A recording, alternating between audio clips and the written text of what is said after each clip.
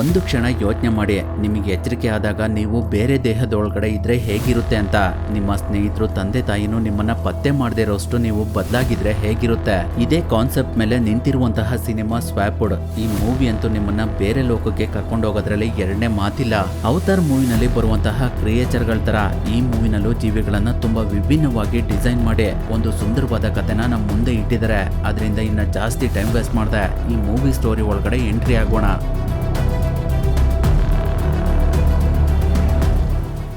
ಕತೆ ಶುರುವಾದಾಗ ಓಲಿ ಅನ್ನೋ ಒಂದು ಜೀವಿ ಪಕ್ಷಿಗಳಿರುವಂತ ಜಾಗದಲ್ಲಿ ತಿನ್ನೋದಕ್ಕೆ ಕೆಲವು ಬೀಜಗಳನ್ನ ಪಕ್ಷಿಗಳಿಗೆ ಗೊತ್ತಾಗದೇ ಇರೋ ಹಾಗೆ ಅದರ ಬುಟ್ಟಿ ಒಳಗಡೆ ಹಾಕೊಳ್ತಾ ಇರುತ್ತೆ. ಆದ್ರೂ ಅದನ್ನ ಒಂದು ಪಕ್ಷಿ ನೋಡಿ ಅದ್ರ ಮೇಲೆ ಅಟ್ಯಾಕ್ ಮಾಡೋದಕ್ಕೆ ಅಂತ ಹೋಗ್ತಿರುತ್ತೆ. ಅವಾಗ ನಮ್ಗೆ ಓಲಿ ಚಿಕ್ಕದಾಗಿದ್ದಾಗ ಹೇಗಿತ್ತು ಅನ್ನೋದನ್ನ ತೋರ್ಸೋದಕ್ಕೆ ಸ್ಟಾರ್ಟ್ ಮಾಡ್ತಾರೆ. ಆ ಸಮಯದಲ್ಲಿ ಅವನು ತುಂಬಾನೇ ತುಂಟ, ಹಾಗೆ ಬುದ್ಧಿವಂತ ಕೂಡ.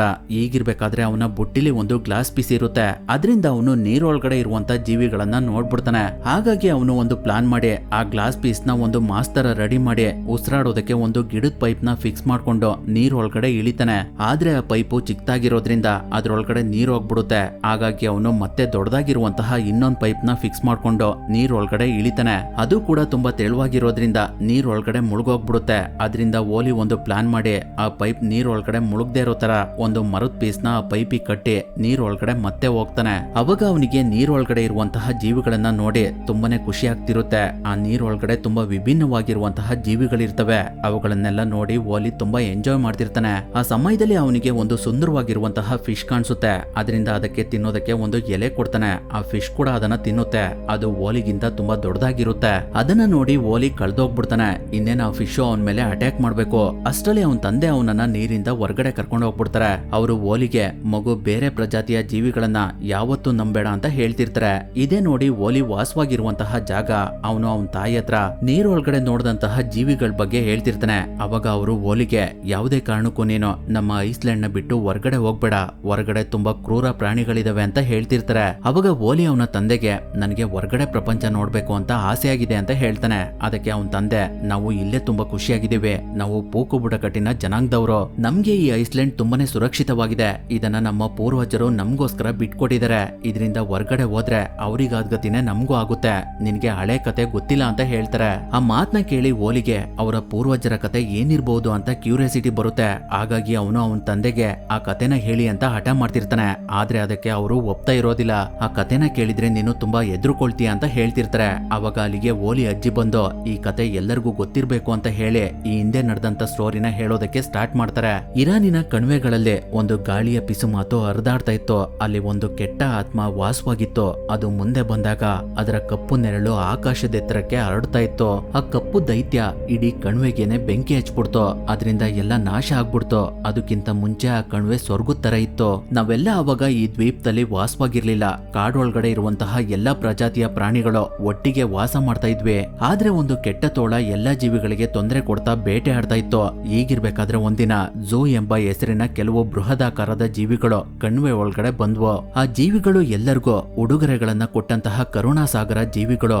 ಅವುಗಳ ಕೊಂಬೆಗಳಲ್ಲಿ ಒಂದು ಮಾಂತ್ರಿಕ ಶಕ್ತಿಯನ್ನ ಹೊಂದಿರುವಂತಹ ಮೊಗ್ಗುಗಳಿದ್ವು. ಅವುಗಳಿಗೆ ಗ್ಲೋಯಿಂಗ್ ಪೋಡ್ ಅಂತ ಕರೀತಾರೆ. ಅವುಗಳ ಶಕ್ತಿಯಿಂದ ಪ್ರಾಣಿಗಳೆಲ್ಲ ತಮ್ಮ ರೂಪನ ಬದಲಾಯಿಸ್ಕೊಳ್ಬಹುದಾಗಿತ್ತು. ಅವಾಗ ಒಬ್ರಿಗೊಬ್ರು ಚೆನ್ನಾಗಿ ಅರ್ಥ ಮಾಡ್ಕೊಂಡು ತುಂಬಾ ನೆಮ್ಮದಿಯಿಂದ ಜೀವನ ಮಾಡ್ತಾ ಇದ್ವಿ. ಆದ್ರೆ ಆ ಕೆಟ್ಟ ತೋಳ ತನ್ನ ಪ್ರಭಾವನ ಇನ್ನೂ ಜಾಸ್ತಿ ಮಾಡ್ಕೊಳ್ಳೋದಕ್ಕೋಸ್ಕರ ಮಾಂತ್ರಿಕ ಮಗುಗಳ ಸಹಾಯದಿಂದ ತನ್ನ ರೂಪನ ಇನ್ನು ಬಲಶಾಲಿಯಾಗಿ ಕನ್ವರ್ಟ್ ಮಾಡ್ಕೊಳ್ತು. ಅವನಿಗೆ ನಾವು ಭಸ್ಮಾಸುರ ಅಂತ ಕರಿತಾ ಇದ್ವಿ. ನಂತರ ಅವನು ಮಾಂತ್ರಿಕ ಮಗುಗಳನ್ನ ಬೇರೆ ಯಾರಾದ್ರೂ ಯೂಸ್ ಮಾಡ್ಕೊಂಡು ಅವನ್ ತರನೇ ಆಗ್ಬಿಡ್ತಾರೆ ಅಂತ ಝೂ ಪ್ರಾಣಿಗಳ ಮೇಲೆ ಅಟ್ಯಾಕ್ ಮಾಡಿ ಅವುಗಳಲ್ಲಿ 4 ಜೀವಿಗಳನ್ನ ಕೊಂದ್ಬಿಟ್ಟ. ಅದನ್ನ ನೋಡಿ ಉಳಿದಂತಹ ಝೂ ಪ್ರಾಣಿಗಳೆಲ್ಲ ಅಲ್ಲಿಂದ ಓಡೋದು. ನಂತರ ಭಸ್ಮಾಸುರ ಎಲ್ಲಾ ಪ್ರಾಣಿಗಳನ್ನ ಬೈದಲ್ಲಿಡೋದಕ್ಕೆ ಸ್ಟಾರ್ಟ್ ಮಾಡ್ದ. ಅದರಿಂದ ಎಲ್ರು ಮತ್ತೆ ಬೇರೆ ಬೇರೆ ಆಗಿ ವಾಸ ಮಾಡೋದಕ್ಕೆ ಸ್ಟಾರ್ಟ್ ಮಾಡಿದ್ವಿ. ಇವಾಗ್ಲೂ ಆ ಭಸ್ಮಾಸುರ ಆ ಕಣಿವೆಯಲ್ಲಿ ರಾಜುನ್ ತರ ಬದುಕ್ತಾ ಇದ್ದಾನೆ ಅಂತ ಹೇಳ್ತಾರೆ. ಆ ಸ್ಟೋರಿನ ಕೇಳಿ ಓಲಿಗೆ ತುಂಬಾನೇ ಆಶ್ಚರ್ಯ ಆಗುತ್ತೆ. ಆದ್ರೆ ಅದನ್ನ ಅವನು ನಂಬೋದಿಲ್ಲ. ಇದೆಲ್ಲ ಕಟ್ಕತೆ ಇರ್ಬೋದು ಅಂತ ಹೇಳ್ತಾನೆ. ಈಗಿರ್ಬೇಕಾದ್ರೆ ಪೂಕು ಬುಡಕಟ್ಟಿನ ಪ್ರಾಣಿಗಳೆಲ್ಲ ತಮ್ಮ ಕಷ್ಟಕಾಲದಲ್ಲಿ ಬೇಕಾಗುತ್ತೆ ಅಂತ ಒಂದು ಜಾಗದಲ್ಲಿ ಅವ್ರಿಗೆ ಬೇಕಾಗಿರುವಂತ ತಿನ್ನುವಂತ ಫುಡ್ ನ ಸ್ಟೋರ್ ಮಾಡ್ತಿರ್ತಾರೆ. ಅಲ್ಲಿ ಅವರ ಮಕ್ಳುಗಳಿಗೆಲ್ಲ ಅವ್ರು ತಿನ್ನುವಂತಹ ಬೀಜಗಳನ್ನ ಹೇಗ್ ಓಪನ್ ಮಾಡಿ ಅವುಗಳನ್ನ ಹೇಗ್ ಸಾಗಿಸ್ಬೇಕು ಅನ್ನೋದನ್ನ ಟ್ರೈನಿಂಗ್ ಕೊಡ್ತಿರ್ತಾರೆ. ಆ ಸಮಯದಲ್ಲಿ ಓಲಿಗೆ ಅಲ್ಲಿಗೆ ಒಂದು ಪಕ್ಷಿ ಬಂದಿದ್ದು ಗೊತ್ತಾಗುತ್ತೆ. ಅದರಿಂದ ಅದನ್ನ ನೋಡೋದಕ್ಕೆ ಅಂತ ಹೋಗ್ತಾನೆ. ಆದ್ರೆ ಅಲ್ಲಿ ಯಾವ ಪಕ್ಷಿನೂ ಇರೋದಿಲ್ಲ. ಅವಾಗ ಓಲಿ ತನ್ನ ಶಕ್ತಿನ ಯೂಸ್ ಮಾಡಿ ಕಣ್ ಮುಚ್ಕೊಂಡು ಸ್ಮೆಲ್ ಮಾಡಿ ಆ ಪಕ್ಷಿ ಎಲ್ಲಿದೆ ಅನ್ನೋದನ್ನ ತಿಳ್ಕೊಳ್ತಾನೆ. ಅದನ್ನ ನೋಡೋದಕ್ಕೆ ಗಿಡದ ತರನೇ ಇರುತ್ತೆ. ಓಲಿ ಅದ್ರ ಹತ್ರ ಹೋದ್ರೆ ಅದು ಕೂಡ ಹಿಂದೆ ಹೋಗ್ತಿರುತ್ತೆ. ಆ ಸಮಯದಲ್ಲಿ ಆ ಪಕ್ಷಿ ಒಂದೇ ಸಲ ಹಾರ್ತಾ ಓಲಿನ ಭಯ ಪಡಿಸ್ಬಿಡುತ್ತೆ. ಅದನ್ನ ನೋಡೋದಕ್ಕೆ ತುಂಬಾನೇ ಕ್ಯೂಟ್ ಆಗಿರುತ್ತೆ. ಹಾಗಾಗಿ ಓಲಿ ಆ ಪಕ್ಷಿಗೆ ಅವುಗಳು ತಿನ್ನುವಂತಹ ಬೀಜನ ಹೇಗ್ ಓಪನ್ ಮಾಡ್ಬೇಕು ಅನ್ನೋದನ್ನ ತೋರಿಸಿ ಸ್ವಲ್ಪ ಆ ಬೀಜನ ತಿಂದು ಆ ಪಕ್ಷಿಗೆ ಇದನ್ನ ತಿನ್ನು ಅಂತ ಹೇಳಿ ಸ್ವಲ್ಪ ಹಿಂದೆ ಹೋಗ್ತಾನೆ. ಅವಾಗ ಆ ಪಕ್ಷಿ ಕೂಡ ಆ ಬೀಜನ ತಿನ್ನುತ್ತೆ. ಆ ಬೀಜ ಅದಕ್ಕೆ ತುಂಬಾನೇ ಇಷ್ಟ ಆಗ್ಬಿಡುತ್ತೆ. ಅದರಿಂದ ಅದು ಮತ್ತೆ ಮತ್ತೆ ಆ ಬೀಜನ ಓಲಿ ಹತ್ರ ತಂದು ಅದನ್ನ ಹೇಗ್ ಓಪನ್ ಮಾಡ್ಬೇಕು ಅಂತ ಹೇಳಿಸ್ಕೊಂಡು ತಿಂತಾ ಇರುತ್ತೆ. ಅಷ್ಟರಲ್ಲಿ ಅಲ್ಲಿಗೆ ಓಲಿ ತಂದೆ ಬರ್ತಾರೆ. ಅವರಿಗೆ ಓಲಿ ಭಯ ಪಡ್ಬೇಡಿ ಪಾಪ, ಇದು ಒಳ್ಳೆ ಪಕ್ಷಿ, ನಾನಿದಕ್ಕೆ ಬೀಜನ ಹೇಗ್ ತಿನ್ಬೇಕು ಅನ್ನೋದನ್ನ ಹೇಳ್ಕೊಟ್ಟೆ ಅಂತ ಹೇಳ್ತಿರ್ತಾನೆ. ಆ ಸಮಯದಲ್ಲಿ ಆ ಪಕ್ಷಿ ಜೋರ ಕೂಗ್ಕೊಳ್ಳೋದಕ್ಕೆ ಸ್ಟಾರ್ಟ್ ಮಾಡುತ್ತೆ. ಅದರಿಂದ ಓಲಿ ತಂದೆ ಓಲಿನ ಅಲ್ಲಿಂದ ಗಿಡದ ಮರ ಕರ್ಕೊಂಡು ಹೋಗ್ತಾರೆ. ಅವಾಗ ಅಲ್ಲಿಗೆ ಆ ಪಕ್ಷಿಯ ತಂದೆ ತಾಯಿಗಳು ಬರ್ತಾರೆ. ಅವರಿಗೆ ಆ ಪಕ್ಷಿ ಬೀಜಗಳನ್ನ ಹೇಗ್ ಓಪನ್ ಮಾಡ್ಬೇಕು ಅನ್ನೋದನ್ನ ತೋರಿಸುತ್ತೆ. ಅದನ್ನ ನೋಡಿ ಅದರ ತಂದೆ ತಾಯಿ ಅದರ ಬಳಗನೆಲ್ಲ ಅಲ್ಲಿ ಕರೀತಾರೆ. ಹಾಗಾಗಿ ಎಲ್ಲಾ ಪಕ್ಷಿಗಳು ಅಲ್ಲಿ ಬಂದು ಪೂಕು ಬುಡಕಟ್ಟಿನ ಪ್ರಾಣಿಗಳು ಸ್ಟೋರ್ ಮಾಡಿರುವಂತ ಬೀಜಗಳನ್ನೆಲ್ಲ ತಿನ್ನೋದಕ್ಕೆ ಸ್ಟಾರ್ಟ್ ಮಾಡ್ತವೆ. ಅವಾಗ ಮತ್ತೆ ನಮ್ಗೆ ಮೂವಿ ಮೊದ್ಲಿನ ಸೀನ್ ನ ತೋರಿಸ್ತಾರೆ. ಒಂದು ಪಕ್ಷಿ ಓಲಿನ ಅಟ್ಯಾಕ್ ಮಾಡ್ತಿರ್ಬೇಕಾದ್ರೆ ಅದಕ್ಕೆ ಓಲಿ ಬುಟ್ಟಿಲಿದ್ದಂತಹ ಗ್ಲಾಸ್ ಒಳಿತಾ ಇರೋದು ಕಾಣಿಸ್ಬಿಡುತ್ತೆ. ಅದರಿಂದ ಅದು ಭಯ ಪಡ್ಕೊಂಡು ಅಲ್ಲಿಂದ ಹೋಗುತ್ತೆ. ಅದು ಅವಾಗ ಓಲಿಗೆ ಅರ್ಥನೇ ಆಗೋದಿಲ್ಲ. ಹಾಗಾಗಿ ಅವನು ಬೇಗ ಬೇಗ ಅವನ ಮನೆಗೆ ವಾಪಸ್ ಬರ್ತಾನೆ. ಅಲ್ಲಿ ಅವನ ತಂದೆ ಅವನ ತಾಯಿಗೆ ಓಲಿಯಿಂದ ನಾವುಗಳು ಸ್ಟೋರ್ ಮಾಡಿರುವಂತಹ ಬೀಜಗಳನ್ನೆಲ್ಲ ಜಾವಿನ್ ಪಕ್ಷಿಗಳು ತಿಂತಾ ಇದಾವೆ, ಅವು ನಮ್ಮ ಪೂರ್ತಿ ಭಂಡಾರನ ಖಾಲಿ ಮಾಡ್ತಾ ಇದಾವೆ, ಇವಾಗ ನಾವೆಲ್ಲ ಚಳಿಗಾಲದಲ್ಲಿ ಹೊಟ್ಟೆ ಹಸುವಿಂದ ಸಾಯ್ಬೇಕಾಗುತ್ತೆ ಅಂತ ಹೇಳ್ತಿರ್ತಾರೆ. ಆ ಮಾತನ್ನ ಕೇಳಿ ಓಲಿಗೆ ತುಂಬಾನೇ ಬೇಜಾರಾಗುತ್ತೆ. ಅವನು ಅವನ ತಂದೆನ ಮಾತಾಡ್ಸೋದಕ್ಕೆ ಪ್ರಯತ್ನ ಪಡ್ತಾನೆ. ಆದ್ರೆ ಅವರು ಅವನನ್ನ ಮಾತಾಡ್ಸೋದಿಲ್ಲ. ಅವಾಗ ಓಲಿಗೆ ಏನ್ ಮಾಡ್ಬೇಕು ಅಂತಾನೆ ಗೊತ್ತಾಗೋದಿಲ್ಲ. ಆ ಟೆನ್ಷನ್ಗೆ ಅವನು ಅವನ ಕೈಲಿದ್ದಂತಹ ಬುಟ್ಟಿನ ಕೆಳಗಡೆ ಬಿಸಾಕ್ತಾನೆ. ಅದರಿಂದ ಅದರಲ್ಲಿದ್ದಂತಹ ಗ್ಲಾಸು ಪೀಸ್ ಪೀಸ್ ಆಗಿ ಒಳೆಯೋದಕ್ಕೆ ಸ್ಟಾರ್ಟ್ ಆಗುತ್ತೆ. ಅದನ್ನ ನೋಡಿದಾಗ ಓಲಿಗೆ ಆ ಗ್ಲಾಸ್ ಬೆಳಕಿಗೆ ಜಾವಿನ್ ಪಕ್ಷಿಗಳು ಭಯ ಪಡ್ತವೆ ಅನ್ನೋದು ಗೊತ್ತಾಗುತ್ತೆ. ಹಾಗಾಗಿ ಅವನು ಇಮಿಡಿಯೇಟ್ ಆಗಿ ಆ ಗ್ಲಾಸ್ ಪೀಸ್ ಗಳನ್ನ ತಗೊಂಡು ಪಕ್ಷಿಗಳಿರುವಂತಹ ಜಾಗಕ್ಕೆ ಬಂದು ಅವುಗಳಿಗೆ ಆ ಗ್ಲಾಸ್ ಪೀಸ್ ನಿಂದ ಬೆಳಕ್ ಬಿಡ್ತಾನೆ. ಅದರಿಂದ ಆ ಪಕ್ಷಿಗಳೆಲ್ಲ ಭಯ ಪಡ್ಕೊಂಡು ಅಲ್ಲಿಂದ ಹಾರೋಗ್ತವೆ. ಆದ್ರೆ ಅವುಗಳಲ್ಲಿ ಒಂದ್ ಪಕ್ಷಿ ಮಾತ್ರ ಅವನ ಮೇಲೆ ಅಟ್ಯಾಕ್ ಮಾಡೋದಕ್ಕೆ ಅಂತ ಬಂದ್ಬಿಡುತ್ತೆ. ಆ ಸಮಯದಲ್ಲಿ ಓಲಿ ಒಂದು ಗುಂಡಿ ಒಳಗಡೆ ಬಿದೋಗ್ತಾನೆ. ಅದ್ರೊಳಗಡೆ ಒಂದ್ ರೀತಿ ಜೇಡು ತರ ಬಲೆ ಇರುತ್ತೆ. ಅದನ್ನ ನೋಡಿ ಅವನು ತುಂಬಾನೇ ಭಯ ಪಡ್ಕೊಂಡು ಮೇಲ್ಗಡೆ ಬರೋದಕ್ಕೆ ಪ್ರಯತ್ನ ಪಡ್ತಿರ್ಬೇಕಾದ್ರೆ ಮತ್ತೆ ಇನ್ನೊಂದ್ ಸ್ವಲ್ಪ ಕೆಳಗಡೆ ಬಿದೋಗ್ಬಿಡ್ತಾನೆ. ಅಲ್ಲಿ ಅವನ ಅಜ್ಜಿ ಹೇಳ್ದಾಗೇನೆ ಒಂದು ಮಾಂತ್ರಿಕ ಮೊಗ್ಗಿರುತ್ತೆ. ಅದ್ರ ಮೇಲ್ಗಡೆ ಮಿಸ್ ಆಗಿ ಓಲಿ ಬಿದ್ಬಿಡ್ತಾನೆ. ಹಾಗಾಗಿ ಅವನಿಗೆ ರಾತ್ರಿ ಆದ್ರೂ ಕೂಡ ಪ್ರಜ್ಞೆ ಬರೋದಿಲ್ಲ. ಅದರಿಂದ ಅವನ ತಂದೆ ತಾಯಿ ಎಲ್ಲ ಅವನನ್ನ ಕಾಡೊಳಗಡೆ ಹುಡುಕ್ತಾ ಇರ್ತಾರೆ. ಕೊನೆಗೆ ಅವ್ರಿಗೆ ಒಂದ್ ಕಡೆ ಓಲಿ ವಾಯ್ಸ್ ಕೇಳಿಸುತ್ತೆ. ಅದರಿಂದ ಅವರು ಆ ವಾಯ್ಸ್ ಬರ್ತಿರೋ ಕಡೆ ಬರ್ತಾರೆ. ಅವರನ್ನ ನೋಡಿ ಓಲಿ ತುಂಬಾ ನಿಧಾನವಾಗಿ ಆ ಗುಂಡಿಯಿಂದ ಹೊರಗಡೆ ಬರ್ತಾನೆ. ಅವನು ಜಾವಿನ್ ಪಕ್ಷಿ ತರ ಬದಲಾಗಿರ್ತಾನೆ. ಆದ್ರೆ ಅದು ಅವನ ತಂದೆ ತಾಯಿಗೆ ಗೊತ್ತಾಗೋದಿಲ್ಲ. ಜಾವಿನ್ ಪಕ್ಷಿ ಇರ್ಬೇಕು ಅಂತ ತುಂಬಾ ಭಯ ಪಡ್ಕೊಂಡು ಅಲ್ಲಿಂದ ಓಡೋಗ್ತಾ ಇರ್ತಾರೆ. ಆ ಸಮಯದಲ್ಲಿ ಅವ್ನ್ ಮಾತಾಡ್ತಿರೋದು ಅವನ ತಾಯಿಗೆ ಕೇಳಿಸ್ಬಿಡುತ್ತೆ. ಅವಾಗ ಅವರಿಗೆ ಆ ಧ್ವನಿ ಓಲಿದೆ ಅಂತ ಗೊತ್ತಾಗುತ್ತೆ. ಹಾಗಾಗಿ ಅವರು ಈ ಪಕ್ಷಿ ಓಲಿನ ತಿಂದಿರಬಹುದು, ಅದರಿಂದನೇ ಅವನ್ ತರನೇ ಈ ಪಕ್ಷಿ ಮಾತಾಡ್ತಿದೆ ಅಂತ ಅನ್ಕೊಂಡು ಆ ಪಕ್ಷಿನ ಎಲ್ರೂ ಸೇರ್ಕೊಂಡು ಅಲ್ಲಿಂದ ಓಡಿಸೋದಕ್ಕೆ ಪ್ರಯತ್ನ ಪಡ್ತಿರ್ತಾರೆ. ಆ ಸಮಯದಲ್ಲಿ ಓಲಿ ಒಂದು ನದಿ ಒಳಗಡೆ ಬಿದೋಗ್ಬಿಡ್ತಾನೆ. ಈಗಿರ್ಬೇಕಾದ್ರೆ ನೆಕ್ಸ್ಟ್ ಡೇ ಓಲಿಗೆ ಎಚ್ಚರಿಕೆ ಆಗುತ್ತೆ. ಅವಾಗ ಅವನಿಗೆ ಅವನ್ ರೂಪನೇ ನೋಡ್ಕೊಂಡು ತುಂಬಾ ಭಯ ಆಗ್ತಿರುತ್ತೆ. ಅವನಿವಾಗ ಅವ್ರ ಅಜ್ಜಿ ಕಥೆಯಲ್ಲಿ ಹೇಳ್ದಂತಹ ಕಣ್ವೆ ಒಳಗಡೆ ಇರ್ತಾನೆ. ಅಲ್ಲಿರುವಂತಹ ಪ್ರಾಣಿಗಳನ್ನ ನೋಡಿ ಅವನಿಗೆ ತುಂಬಾನೇ ಭಯ ಆಗ್ತಿರುತ್ತೆ.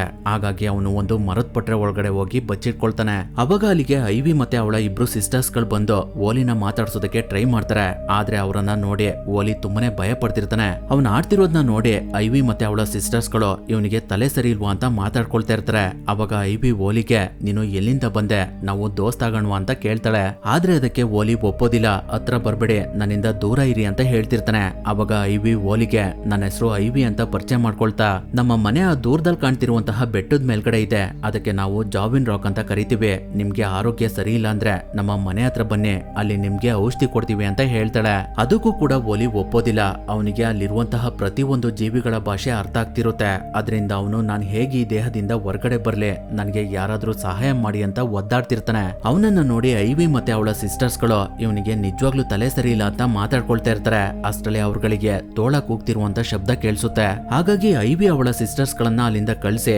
ಓಲಿಗೆ ಬಾಯಿಲಿಂದ ಹೋಗೋಣ ಅಂತ ಹೇಳ್ತಾಳೆ. ಅದಕ್ಕೆ ಓಲಿ ನನಗೆ ಹಾರೋದಕ್ ಬರೋದಿಲ್ಲ ಅಂತ ಹೇಳ್ತಾನೆ. ಅದ್ರಿಂದ ಐವಿ ಒಂದು ಪ್ಲಾನ್ ಮಾಡಿ ಓಲಿ ಬಾಡಿಗೆಲ್ಲ ಕೆಸರಾಕಿ ಅವನನ್ನ ಒಂದು ಗಿಡದ ಮರಕ್ ಬಿಟ್ಟು ಅಲ್ಲಿಂದ ಹಾರೋಗ್ತಾಳೆ.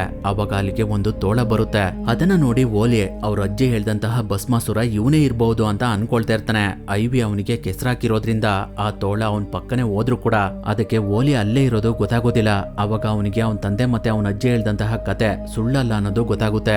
ನಂತರ ಅವನು ಒಂದು ನದಿ ಹತ್ರ ಬಂದು ಅವನಿಗಾಗಿರುವಂತ ಕೆಸರೆಲ್ಲ ತೊಳ್ಕೊಳ್ತಾ ಇರ್ತಾನೆ. ಆ ಸಮಯದಲ್ಲಿ ಅಲ್ಲಿಗೆ ಒಂದು ಫಿಶ್ ಬಂದು ಏನ್ ಮಾಡ್ತಿದೀಯ ಅಂತ ಕೇಳುತ್ತೆ. ಅದನ್ನ ನೋಡಿ ಓಲಿ ಆ ಫಿಶ್ಗೆ ಇಲ್ಲಿ ಭಸ್ಮಾಸುರ ಇದ್ದಾನೆ, ಸ್ವಲ್ಪ ನಿಧಾನಕ್ ಮಾತಾಡೋ ಅಂತ ಹೇಳ್ತಾನೆ. ಆ ಮೀನ್ ಬೇರೆ ಯಾವ್ದು ಅಲ್ಲ, ಅವನು ಓಲಿ ರೂಪದಲ್ಲಿದ್ದಾಗ ಅವನ ಮೇಲೆ ಸ್ಟಾರ್ಟಿಂಗ್ ನಲ್ಲಿ ಅಟ್ಯಾಕ್ ಮಾಡೋದಕ್ ಬಂದಿತ್ತಲ್ಲ ಅದೇ ಇದು. ಅದನ್ನ ನೋಡಿ ಓಲಿ ಅದ್ರ ಕಷ್ಟನೆಲ್ಲ ಅದ್ರ ಹತ್ರ ಹೇಳ್ಕೊಳ್ತಾನೆ.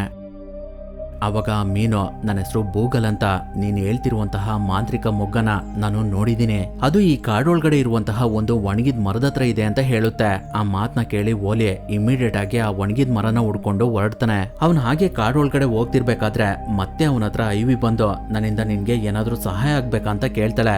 ಆದ್ರೆ ಓಲಿ ಅವಳ ಜೊತೆ ಏನು ಮಾತಾಡ್ದೆ ಮುಂದೆ ಹೋಗ್ತಿರ್ತಾನೆ. ಅವಾಗ ಅವನಿಗೆ ಒಂದು ಜಾಗದಲ್ಲಿ ಕರೆಕ್ಟ್ ಆಗಿ ಒಣಗಿರೋ ಮರದ ಹತ್ರ ಒಂದು ಮಾಂತ್ರಿಕ ಮೊಗ್ಗಿರೋದು ಕಾಣಿಸುತ್ತೆ. ಹಾಗಾಗಿ ಓಲಿ ತುಂಬಾ ಖುಷಿಯಿಂದ ಅದ್ರ ಹತ್ರ ಹೋಗ್ತಿರ್ತಾನೆ. ಆದ್ರೆ ಅವನಿಗೆ ಅಲ್ಲಿಗೆ ಹೋಗೋದಕ್ಕೆ ತುಂಬಾನೇ ಕಷ್ಟ ಆಗ್ತಿರುತ್ತೆ. ಅವನನ್ನ ನೋಡಿ ಐವಿ ನಿನ್ಗೆ ಏನ್ ಬೇಕೋ ಎಲ್ಲಿಗೆ ಹೋಗ್ತಿದ್ಯಾ ಅಂತ ಕೇಳ್ತಾಳೆ. ಅದಕ್ಕೆ ಓಲಿ ನನ್ಗೆ ಆ ಮಾಂತ್ರಿಕ ಮೊಗ್ಬೇಕು, ಅದ್ರ ಅವಶ್ಯಕತೆ ನನ್ಗೆ ತುಂಬಾನೇ ಇದೆ ಅಂತ ಹೇಳ್ತಾನೆ. ಅವನ್ ಮಾತನ್ನ ಕೇಳಿ ಐವಿ ಅಷ್ಟೇ ತಾನೆ, ಅದ್ ನಿನ್ ಕೈ ಸಿಕ್ರೆ ನನ್ ಜೊತೆ ನಮ್ ಮನೆ ಹತ್ರ ಬರ್ತೀಯ ಅಂತ ಕೇಳ್ತಾಳೆ. ಅದಕ್ಕೆ ಓಲಿ ಕೂಡ ಒಪ್ಕೊಳ್ತಾನೆ. ಆ ಜಾದು ಮೊಗ್ಗಿನ ಬಗ್ಗೆ ಐವಿಗೆ ಸ್ವಲ್ಪನೂ ಗೊತ್ತಿರೋದಿಲ್ಲ. ಹಾಗಾಗಿ ಅವಳು ಓಲಿಗೆ ಅದನ್ನ ಕಿತ್ಕೊಡೋದಕ್ಕೆ ಅಂತ ಅದ್ರ ಹತ್ರ ಹೋಗಿ ಅದನ್ನ ಮುಟ್ಬಿಡ್ತಾಳೆ. ಅವಾಗ ಅವಳು ಪೋಕೋ ಆಗಿ ಕನ್ವರ್ಟ್ ಆಗ್ಬಿಡ್ತಾಳೆ. ಅವಳ ರೂಪನ ನೋಡಿ ಅವಳಿಗೆನೆ ತುಂಬಾ ಆಶ್ಚರ್ಯ ಆಗ್ತಿರುತ್ತೆ. ಅವಾಗ ಓಲಿ ಅವಳಿಗೆ ಎಲ್ಲ ಅರ್ಥ ಆಗೋ ತರ ಹೇಳ್ತಾನೆ. ಅದರಿಂದ ಅವಳಿಗೆ ಮಾಂತ್ರಿಕ ಮೊಗ್ಗಿನ ಬಗ್ಗೆ ಗೊತ್ತಾಗುತ್ತೆ. ನಂತರ ಅವರಿಬ್ರು ಮತ್ತೆ ಬೂಗಲ್ ಹತ್ರ ಹೋಗಿ ಬೇರೆ ಆ ಮಾಂತ್ರಿಕ ಮಗು ಎಲ್ಲಿ ಸಿಗುತ್ತೆ ಮೊದ್ಲು ನನಗೇಳಿ ಅಂತ ಜಗಳ ಮಾಡ್ತಿರ್ತಾರೆ. ಅವಾಗ ಬೂಗಲ್ ಅವರಿಗೆ ಜಗಳ ಮಾಡ್ಬೇಡಿ, ಈ ಕಾಡೊಳಗಡೆ ತುಂಬಾನೇ ಮಾಂತ್ರಿಕ ಮಗುಗಳಿದಾವೆ, ಅವು ಹಳೆಯ ಝೂ ಮೇಲ್ಗಡೆ ಇದಾವೆ. ಝೂ ಪ್ರಾಣಿಗಳ ಬಗ್ಗೆ ನೀವು ಕೇಳಿದಿರಾ, ಅವುಗಳ ಸಂತತಿ ಇಲ್ಲಿ ತುಂಬಾನೇ ನಾಶ ಆಗಿದಾವೆ. ಅವುಗಳಿಂದ ಬೇರ್ಪಟ್ಟಿರುವಂತಹ ಮಾಂತ್ರಿಕ ಮಗುಗಳು ಇಲ್ಲಿ ಪಕ್ಕದಲ್ಲಿರುವಂತಹ ಜಲಪಾತದ ಬಳಿ ಇದಾವೆ. ಆ ಜಲಪಾತ ತುಂಬಾನೇ ದೊಡ್ಡದು, ಅದು ಆ ಕಣಿವೆಯಲ್ಲಿರುವಂತಹ ಬಂಡೆಗಳ ಆಚೆ ಇದೆ. ಅದನ್ನ ನೀವು ಹೇಗ್ ತಗೊಳ್ತೀರಾ, ತುಂಬಾನೇ ಕಷ್ಟ ಅಂತ ಹೇಳ್ತಿರುತ್ತೆ. ಆ ಮಾತನ್ನ ಕೇಳಿ ಇಮಿಡಿಯೇಟ್ ಆಗಿ ಓಲಿ ಮತ್ತೆ ಐವಿ ಇಬ್ರು ಆ ಜಲಪಾತನ ಹುಡುಕೊಂಡು ಹೊರಡ್ತಾರೆ. ಅವ್ರುಗಳು ಹೋಗ್ತಿರ್ಬೇಕಾದ್ರೆ ಮತ್ತೆ ಅವ್ರಗಳಿಗೆ ತೋಳ ಕೂಗ್ತಿರುವಂತ ಶಬ್ದ ಕೇಳಿಸುತ್ತೆ. ಅದರಿಂದ ಅವರಿಬ್ರು ಒಂದು ಬಂಡೆ ಹತ್ರ ಹೋಗಿ ಬಚ್ಚಿಟ್ಕೊಳ್ತಾರೆ. ಅವಾಗ ಅವ್ರ ಮುಂದೆ ಒಂದು ಚಿಕ್ಕ ತೋಳದ ಮರಿ ಬಂದು ಅದರ ತಂದೆ ತಾಯಿನ ಹುಡುಕ್ತಾ ಇರುತ್ತೆ. ಅದನ್ನ ನೋಡಿ ಓಲಿ ಐವಿಗೆ ಇದು ಭಸ್ಮಾಸುರನ ಮರಿ ಇರ್ಬೇಕು ಅಂತ ಹೇಳ್ತಿರ್ತಾನೆ. ಅಷ್ಟರಲ್ಲಿ ಅವ್ರ ಹಿಂದೆ ಇದ್ದಂತಹ ತೋಳಗಳು ನಾವು ನಿಮ್ ಹಿಂದೆನೆ ಇದೀವಿ ಅಂತ ಹೇಳ್ತವೆ. ಅವುಗಳನ್ನ ನೋಡಿ ಐವಿ ಮತ್ತೆ ಓಲಿ ಇಬ್ರು ಅಲ್ಲಿಂದ ಓಡೋದಕ್ಕೆ ಸ್ಟಾರ್ಟ್ ಮಾಡ್ತಾರೆ. ತೋಳಗಳು ಕೂಡ ಅವರಿಬ್ರನ್ನ ಹಿಡಿಯೋದಕ್ಕೆ ತುಂಬಾನೇ ಪ್ರಯತ್ನ ಪಡ್ತಿರ್ತವೆ. ಅವಾಗ ಐವಿ ಓಲಿಗೆ ಆರು ಅಂತ ಹೇಳ್ತಿರ್ತಾಳೆ. ಆದ್ರೂ ಅವಳ ಮಾತನ್ನ ಅವನು ಕೇಳ್ತಾ ಇರೋದಿಲ್ಲ. ಕೊನೆಗೆ ಅವರಿಬ್ರು ಒಂದು ಗುಹೆ ಒಳಗಡೆ ಹೋಗ್ಬಿಡ್ತಾರೆ. ಅದ್ರೊಳಗಡೆ ತೋಳಗಳು ಹೋಗೋದಿಲ್ಲ. ಅದನ್ನ ನೋಡಿ ಐವಿ ಮತ್ತೆ ಓಲಿಗೆ ಡೌಟ್ ಬರುತ್ತೆ. ಹಾಗಾಗಿ ಓಲಿ ಒಂದು ಪ್ಲಾನ್ ಮಾಡಿ ಆ ಗುಹೆ ಒಳಗಡೆ ಏನಿರ್ಬೋದು ಅಂತ ತಿಳ್ಕೊಳ್ಳೋದಕ್ಕೆ ಒಂದು ಕಲ್ ತಗೊಂಡು ಅಲ್ಲೇ ಪಕ್ಕದಲ್ಲಿದ್ದಂತಹ ಮರದ ಬೇರ್ಗಳ ಮೇಲೆ ಎಸಿತಾನೆ. ಅವಾಗ ಮರದ ಬೇರ್ ತರನೇ ಇರುವಂತಹ ಅವುಗಳು ನಿದ್ದೆಯಿಂದ ಮೇಲ್ಗಡೆ ಎದ್ದು ಆ ಗುಹೆ ಒಳಗಡೆ ಯಾರಾದ್ರೂ ಬಂದಿದಾರ ಅಂತ ನೋಡ್ತವೆ. ಅಷ್ಟೊತ್ತಿಗೆ ಐವಿ ಮತ್ತೆ ಓಲಿ ಇಬ್ರು ಬಚ್ಚಿಟ್ಕೊಂಡಿರ್ತಾರೆ. ಅದರಿಂದ ಅವುಗಳಿಗೆ ಅವ್ರುಗಳು ಕಾಣಿಸೋದಿಲ್ಲ. ಆ ಅವುಗಳನ್ನ ನೋಡಿ ಇಬ್ರಿಗೂ ಏನ್ ಮಾಡ್ಬೇಕು ಅಂತಾನೆ ಗೊತ್ತಾಗ್ತಾ ಇರೋದಿಲ್ಲ. ಅವಾಗ ಓಲಿ ಒಂದು ಪ್ಲಾನ್ ಮಾಡಿ ಐವಿಗೆ ಇವಾಗ ನೀನು ಪೂಕು ರೂಪದಲ್ಲಿದ್ಯಾ, ಪೂಕು ಪ್ರಾಣಿಗಳಿಗೆ ಒಂದು ಶಕ್ತಿ ಇರುತ್ತೆ, ಅವುಗಳು ಸ್ಮೆಲ್ ಮಾಡಿ ಕಣ್ ಮುಚ್ಕೊಂಡು ಅವುಗಳ ಮುಂದೆ ಏನಿದೆ ಅನ್ನೋದನ್ನ ತಿಳ್ಕೋಬಹುದು ಅಂತ ಹೇಳಿ ಐವಿನ ಅದ್ರ ಮೇಲ್ಗಡೆ ಕೂರ್ಸ್ಕೊಂಡು ಇವಾಗ ನೀನು ಕಣ್ ಮುಚ್ಕೊಂಡು ಸ್ಮೆಲ್ ಮಾಡಿ ಎಲ್ಲೆಲ್ಲಿ ಹಾವುಗಳಿದಾವೆ, ಮರದ ಬೇರ್ಗಳು ಎಲ್ಲೆಲ್ಲಿದಾವೆ ಅನ್ನೋದನ್ನ ತಿಳಿಸು ಅಂತ ಹೇಳುತ್ತೆ. ಹಾಗಾಗಿ ಐವಿ ಕಣ್ ಮುಚ್ಕೊಂಡು ಅದು ಓಲಿಗೆ ಮರದ ಬೇರ್ಗಳು ಎಲ್ಲೆಲ್ಲಿದಾವೆ ಅನ್ನೋದನ್ನ ತೋರಿಸ್ತಾ ಇರುತ್ತೆ. ಅದು ಹೇಳ್ದಾಗೇನೆ ನಿಧಾನವಾಗಿ ಓಲಿ ಒಂದೊಂದ್ ಹೆಜ್ಜೆನೆ ಮರದ ಬೇರ್ಗಳ ಮೇಲೆ ಇಟ್ಟು ಮುಂದೆ ಹೋಗ್ತಾ ಇರುತ್ತೆ. ಹಾಗೆ ಮಾಡ್ಕೊಂಡು ಇನ್ನೇನು ಅವ್ರುಗಳು ಆ ಗುಹೆನ ದಾಟ್ಬೇಕು. ಅಷ್ಟರಲ್ಲಿ ತೋಳಗಳು ತುಂಬಾ ಜೋರಾಗಿ ಕೂಗ್ಬಿಡ್ತವೆ. ಅದರಿಂದ ಹಾವುಗಳಿಗೆ ಎಚ್ಚರಿಕೆ ಆಗುತ್ತೆ. ಅವು ಓಲಿ ಮತ್ತೆ ಐವಿನ ನೋಡಿ ಅವುಗಳ ಮೇಲೆ ಅಟ್ಯಾಕ್ ಮಾಡೋದಕ್ಕೆ ಅಂತ ಹೋಗ್ತಿರ್ತವೆ. ಅವಾಗ ಐವಿ ಮತ್ತೆ ಓಲಿಗೆ ಯಾವ ಕಡೆ ಹೋಗೋದಕ್ಕೂ ದಾರಿ ಇರೋದಿಲ್ಲ. ಯಾಕಂದ್ರೆ ಆ ಗುಹೆ ಒಂದು ಬೆಟ್ಟದ ಮೇಲ್ಗಡೆ ಇರುತ್ತೆ. ಅದರಿಂದ ಓಲಿ ಮತ್ತೆ ಐವಿ ಇಬ್ರು ಕೆಳಗಡೆ ಬಿದ್ದೋಗ್ಬಿಡ್ತಾರೆ. ಆ ಸಮಯದಲ್ಲಿ ಐವಿ ಓಲಿ ಹತ್ರ ಹೋಗಿ ಆರೋದಕ್ಕೆ ಪ್ರಯತ್ನ ಪಡುವಂತ ಹೇಳ್ತಿರ್ತಾಳೆ. ಇನ್ನೇನು ಅವರಿಬ್ರು ಕೆಳಗಡೆ ಬಿದ್ದೋಗ್ಬೇಕು. ಅಷ್ಟರಲ್ಲಿ ಓಲಿ ಫ್ಲೈ ಮಾಡ್ಕೊಂಡು ಮೇಲ್ಗಡೆ ಬಂದ್ಬಿಡ್ತಾನೆ. ಅವ್ನು ಆರ್ತಿರೋದ್ನ ನೋಡಿ ಐವಿಗೆ ತುಂಬಾನೇ ಖುಷಿ ಆಗ್ತಿರುತ್ತೆ. ಓಲಿನೂ ಕೂಡ ತುಂಬಾನೇ ಎಂಜಾಯ್ ಮಾಡ್ತಿರ್ತಾನೆ. ಕೊನೆಗೆ ಅವರಿಬ್ರು ಒಂದು ಬಂಡೆ ಮೇಲ್ಗಡೆ ಹೋಗಿ ಕೂತ್ಕೊಳ್ತಾರೆ. ಸಂಜೆ ಆಗಿರೋದ್ರಿಂದ ಅವರಿಬ್ರು ಅವತ್ ರಾತ್ರಿ ಅಲ್ಲೇ ಕಳಿಬೇಕು ಅಂತ ಡಿಸೈಡ್ ಮಾಡ್ತಾರೆ. ಅವಾಗ ಐವಿ ಓಲಿಗೆ ಅದರ ಸ್ಟೋರಿನೆಲ್ಲ ಹೇಳೋದಕ್ಕೆ ಸ್ಟಾರ್ಟ್ ಮಾಡುತ್ತೆ. ಝೂ ಪ್ರಾಣಿಗಳು ತೋಳಗಳು ನಮ್ಮ ಕಾಡ್ನ ಬಿಟ್ಟೋದ್ಮೇಲೆ ನಾವು ಸರಿಯಾದ ಆಹಾರನ ಯಾವತ್ತೂ ತಿಂದಿಲ್ಲ. ಹಸುವಿನಿಂದ ನನ್ನ ತಂದೆ ತಾಯಿ ಅಣ್ಣ ಮತ್ತೆ ಫ್ರೆಂಡ್ಸ್ ಗಳನ್ನ ಕಳ್ಕೋಬೇಕಾಯ್ತು. ನಾನೇ ದೊಡ್ಡವಳು, ಹಾಗಾಗಿ ನಾನೇ ನನ್ನ ತಂಗಿಯರನ್ನ ನೋಡ್ಕೊಳ್ಳುವಂತಹ ಪರಿಸ್ಥಿತಿ ಬಂತು. ಈಗಿರ್ಬೇಕಾದ್ರೆ ಕೆಲವು ವರ್ಷಗಳ ಹಿಂದೆ ನಾವು ನಮ್ಮ ಆಹಾರಕ್ಕೋಸ್ಕರ ಬೇರೆ ದಾರಿನ ಹುಡ್ಕೊಳ್ಬೇಕಾಯ್ತು. ಒಂದಿನ ನಾನು ಒಂದು ಪೂಕುನ ಭೇಟಿ ಮಾಡ್ದೆ. ಅವನ ಹೆಸರು ನನಗೆ ಗೊತ್ತಿಲ್ಲ, ಆದ್ರೆ ಅವನು ಅವತ್ತು ಬೀಜಗಳನ್ನ ಹೇಗ್ ಓಪನ್ ಮಾಡಿ ಅವುಗಳನ್ನ ತಿನ್ಬಹುದು ಅನ್ನೋದನ್ನ ತೋರ್ಸ್ಕೊಟ್ಟ. ಅದನ್ನ ನಾನು ಎಲ್ಲರಿಗೂ ತೋರ್ಸ್ಕೊಟ್ಟೆ. ಅವತ್ತಿಂದ ನಮ್ಗೆ ಆಹಾರದಲ್ಲಿ ಯಾವುದೇ ರೀತಿ ತೊಂದರೆ ಇಲ್ಲ ಅಂತ ಹೇಳ್ತಾಳೆ. ಅವಳಿಗೆ ಓಲಿನೇ ಆ ರೀತಿ ಹೇಳ್ಕೊಟ್ಟಿದ್ದು ಅಂತ ಗೊತ್ತಿರೋದಿಲ್ಲ. ಓಲಿನೂ ಕೂಡ ಆ ವಿಷಯನ ಐವಿ ಹತ್ರ ಹೇಳೋದಿಲ್ಲ. ಈಗಿರ್ಬೇಕಾದ್ರೆ ಅವರಿಬ್ರು ನೆಕ್ಸ್ಟ್ ಜಲಪಾತನ ಹುಡ್ಕೊಂಡು ಅದ್ರ ಹತ್ರ ಹೋಗ್ತಾರೆ. ಆದ್ರೆ ಅಲ್ಲಿ ಅವ್ರಗಳನ್ನ ಬೇಟೆ ಆಡೋದಕ್ಕೆ ಟ್ರೈ ಮಾಡಿದಂತಹ ತೋಳಗಳಿರ್ತವೆ. ಅವುಗಳನ್ನ ನೋಡಿ ಅವ್ರುಗಳು ಈ ಜಾಗ ತೋಳಗಳ ಅಡ್ಡ ಇರ್ಬೇಕು ಅಂತ ಮಾತಾಡ್ಕೊಳ್ತಾ ಇರ್ತಾರೆ. ಅಷ್ಟರಲ್ಲಿ ಅವರಿಗೆ ಅಲ್ಲೇ ಪಕ್ಕದಲ್ಲಿ ಬೂಗಲ್ ಕಾಣಿಸುತ್ತೆ. ಹಾಗಾಗಿ ಅವರು ಅದ್ರ ಹತ್ರ ಹೋಗಿ ಬೂಗಲ್ ಈ ಜಾಗ ತೋಳಗಳ್ದು, ಅವುಗಳನ್ನ ಸೋಲ್ಸಿ ನಾವು ಆ ಮಾಂತ್ರಿಕ ಮೊಗ್ಗನ ಪಡೆಯೋದು ತುಂಬಾನೇ ಕಷ್ಟ ಅಂತ ಹೇಳ್ತಾರೆ. ಅದಕ್ಕೆ ಬೂಗಲ್, ಸ್ನೇಹಿತರೆ ನೀವು ಯಾಕೆ ಆ ತೋಳಗಳಿಗೆ ಅಷ್ಟೊಂದು ಭಯ ಪಡ್ತೀರಾ? ನಾನು ಅವುಗಳಿಗೆ ಬಕ್ರ ಮಾಡ್ತೀನಿ. ಆ ಸಮಯದಲ್ಲಿ ನೀವು ಆ ಮಾಂತ್ರಿಕ ಮೊಗ್ಗತ್ರ ಹೋಗಿ ಅಂತ ಹೇಳಿ ಅದು ಒಂದು ಬಂಡೆ ಮೇಲ್ಗಡೆ ಸತ್ತಿರೋ ತರ ಮಲ್ಕೊಳ್ಳುತ್ತೆ. ಅದನ್ನ ನೋಡಿ ಎಲ್ಲಾ ತೋಳಗಳು ಅದ್ರ ಮೇಲೆ ಅಟ್ಯಾಕ್ ಮಾಡೋದಕ್ಕೆ ಅಂತ ಹೋಗ್ತವೆ. ಇನ್ನೇ ನಾವು ಬೂಗಲ್ ಮೇಲೆ ಅಟ್ಯಾಕ್ ಮಾಡ್ಬೇಕು. ಅಷ್ಟರಲ್ಲಿ ಬೂಗಲ್ ಬಂಡೆ ಮೇಲ್ಗಡೆಯಿಂದ ಹಾರಿ ನೀರೊಳಗಡೆ ಹೋಗ್ಬಿಡುತ್ತೆ. ಅದರಿಂದ ಅದನ್ನ ತೋಳಗಳು ಬೇಟೆ ಆಡೋದಕ್ಕೆ ಆಗೋದಿಲ್ಲ. ಆ ಸಮಯದಲ್ಲಿ ಈ ಕಡೆ ಓಲಿ ಮತ್ತೆ ಐವಿ ಇಬ್ರು ಜಲಪಾತದ ಹಿಂದೆ ಮಾಂತ್ರಿಕ ಮೊಗ್ಗನ ಹುಡ್ಕೊಂಡ್ ಬರ್ತಾರೆ. ಆದ್ರೆ ಅಲ್ಲಿ ಆ ಮಾಂತ್ರಿಕ ಮೊಗ್ಗು ಒಂದೇ ಒಂದಿರುತ್ತೆ. ಹಾಗಾಗಿ ಅದನ್ನ ನಾನ್ ಮೊದ್ಲು ಟಚ್ ಮಾಡ್ತೀನಿ ಅಂತ ಐವಿ ಮತ್ತೆ ಓಲಿ ಇಬ್ರು ಜಗಳ ಮಾಡ್ತಿರ್ತಾರೆ. ಅವಾಗ ಓಲಿ ಐವಿಗೆ, ನಿನಗೆ ಗೊತ್ತಾ, ನೀನು ಚಿಕ್ಕವಳಿದ್ದಾಗ ಒಂದು ಪೂಕು ನಿನಗೆ ಆಹಾರ ತಿನ್ನೋದಕ್ಕೆ ಹೆಲ್ಪ್ ಮಾಡ್ತು ಅಂತ ಹೇಳ್ದಲ್ಲ, ಆ ಪೂಕು ನಾನೇ. ನಾನ್ ನಿಮ್ಗೆ ಆ ಸೀಕ್ರೆಟ್ ನ ಹೇಳ್ಕೊಟ್ಟಿದ್ರಿಂದ ನನ್ನ ಬುಡಕಟ್ಟಿನ ಜನಗಳೆಲ್ಲ ಉಪವಾಸ ಇರ್ಬೇಕಾಗ್ ಬಂತು. ಒಂದ್ಸಲ ಮಾಡಿದ ತಪ್ಪನ ಮತ್ತೆ ಮಾಡೋದಕ್ಕೆ ನನ್ಗೆ ಇಷ್ಟ ಇಲ್ಲ. ನನ್ ತಂದೆ ಯಾವಾಗ್ಲೂ ಹೇಳ್ತಿರ್ತಾರೆ ಬೇರೆ ಪ್ರಜಾತಿಯ ಪ್ರಾಣಿಗಳನ್ನ ಯಾವುದೇ ಕಾರಣಕ್ಕೂ ನಂಬೇಡ ಅಂತ. ಅದರಿಂದ ನಾನೇ ಇದನ್ನ ಮೊದ್ಲು ಟಚ್ ಮಾಡ್ತೀನಿ ಅಂತ ಹೇಳುತ್ತೆ. ಅವಾಗ ಐವಿಗೆ ಆ ಪೂಕು ಓಲಿನೇ ಅಂತ ಗೊತ್ತಾಗುತ್ತೆ. ಅಷ್ಟರಲ್ಲೇ ಅಲ್ಲಿಗೆ ಅವ್ರಗಳ ಸ್ಮೆಲ್ ನ ಇಟ್ಕೊಂಡು ತೋಳಗಳು ಬಂದ್ಬಿಡ್ತವೆ. ಅದರಿಂದ ಐವಿ ಮತ್ತೆ ಓಲಿ ಇಬ್ರು ತುಂಬಾ ಭಯ ಪಡ್ಕೊಂಡು ಬೂಗಲ್ ನಮ್ಗೆ ಸಹಾಯ ಮಾಡುವಂತ ಕೂಗ್ತಿರ್ತಾರೆ. ಆ ಸಮಯದಲ್ಲಿ ಅವರಿಬ್ರು ಕರೆಕ್ಟ್ ಆಗಿ ಅವ್ರಗಳ ಮುಂದೆ ಇದ್ದಂತಹ ಮಾಂತ್ರಿಕ ಮೊಗ್ಗಿನ ಮೇಲೆ ಬಿದ್ಬಿಡ್ತಾರೆ. ಅದರಿಂದ ಅವರಿಬ್ರು ಬೂಗಲ್ ತರನೇ ಫಿಶ್ ತರ ಕನ್ವರ್ಟ್ ಆಗಿ ನೀರೊಳಗಡೆ ಬಿದೋಗ್ಬಿಡ್ತಾರೆ. ಅವಾಗ ಬೂಗಲ್ ಅವರನ್ನ ನೋಡಿ ಏನಾಯ್ತು ಅಂತ ಕೇಳುತ್ತೆ. ಅವಾಗ ಐವಿ ಅದಕ್ಕೆ ನಡೆದಿದ್ದ ವಿಷಯನೆಲ್ಲ ಹೇಳುತ್ತೆ. ಆ ವಿಷಯನ ಕೇಳಿ ಬೂಗಲ್, ಭಯ ಪಡ್ಬೇಡಿ, ಆ ಮಾಂತ್ರಿಕ ಮಗುಗಳು ಈ ಕಣ್ವೆಯಲ್ಲಿ ತುಂಬಾನೇ ಇದಾವೆ. ಆದ್ರೆ ಅವು ಜಲಪಾತದ ಮೇಲ್ಗಡೆ ಇದಾವೆ. ಅಲ್ಲಿಗೆ ಹೋಗೋದು ತುಂಬಾನೇ ಕಷ್ಟ.